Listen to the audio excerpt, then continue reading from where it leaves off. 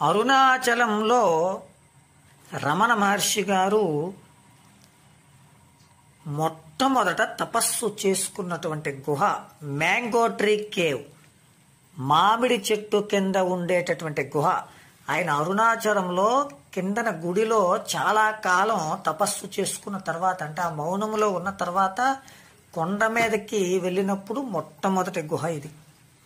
అలాగే మనకు అక్కడ విరూపాక్ష గుహ, స్కందాశ్రమము, జడస్వామి గుహ, ఓం నమ శివాయ గుహ, ఇలా అనేక ప్రాంతాలు ఉంటాయి. ఎంతోమంది సిద్ధులు, మహానుభావులు, సిద్ధపురుషులు, యోగులు తపస్సు చేసుకున్నటువంటి ప్రదేశాలు ఎన్నో ఉంటాయి.